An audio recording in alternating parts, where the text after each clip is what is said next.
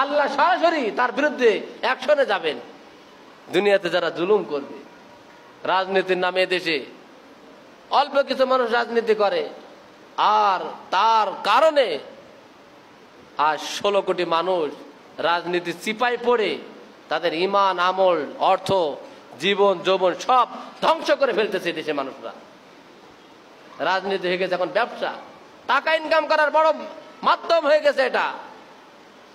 এদেশের আপামো হাজারো লাখো কোটি জনতা চায় না এই ভুল রাজনীতি এদেশে চলুক, কিন্তু আজকে পার্শ্ববর্তী দেশে তাদের উস্কানিতে, তাদের সহযোগিতায়, আমেরিকার ভারতের সহযোগিতায় কিছু জালেমরা আমাদের মাথার উপর কাঁঠাল ভেঙে খাইতেছে, ঠিক কিনা?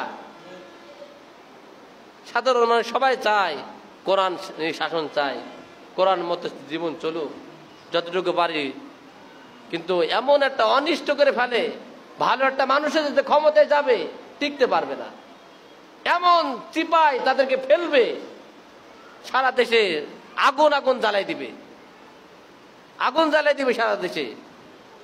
এই আজকে যাদের বদলেতে 17 বছরের জুলুম থেকে মুক্ত হয়ে আজকে হাওয়া বাতাস খাওয়ার চেষ্টা করছিল যারা, আজকে তাদের গলায় জুতার মালা দিয়ে ঘুরাইতেছে। খুব অচিরে এই লোকগুলোকে বাঁচতে দিবে না। চোর চোরকে চেনে, চোর চোরকে চেনে, জালেম জালেমকে চেনে। জালেম এক জালেম এক জালেমের ভাই, এক চোর এক চোরের ভাই। কিয়ামতের দিন তারা গলায় গলায় যাবে। সেদিন বলবে যে তুমি জাহান্নামে হয়েছো, কর্মীদের বলবে তুমি জাহান্নামে হয়েছো কেন? ওই নেতা বলছে, ওই নেতা বলছে আমাকে যে ওর বাড়িতে আগুন লাগাই দাও, ওর ব্যবসা প্রতিষ্ঠান ধ্বংস করে দাও, ওরে হত্যা করো। তখন নেতা বলবে যে আমি তো কোরআন দিয়ে ডাকিনি, হাদিস দিয়েও ডাকিনি, কোন নবীদের উপমা দিয়েও ডাকিনি। তারা কি হাদিস দিয়ে ডাকে? তারা তারপরও কেন যাও? অন্ধের মতো করে কেন যাও তাদের পিছনে? সেদিন আল্লাহর সামনে বলবে, আল্লাহ আমি তো কোরআন দিয়ে তাদেরকে ডাকিনি, কোরআন দিয়ে না হুজুরা ডাকছে, আমরা তো কোরআন দিয়ে ডাকিনি, হাদিস দিয়েও ডাকিনি, কোন নবীর উপমা দিয়েও ডাকিনি, কোন সাহাবীদের জীবনী দিয়েও ডাকিনি। দাউতুকুম ফাস্তাজাবতুম লি, এমনি ডাকছি, দলে দলে পঙ্গু বালের মতো করে এমনি স্টুডে আসছে। বলেন না নাউজুবিল্লাহ। এটা হবে? এটা করা যাবে? এটা করা যাবে?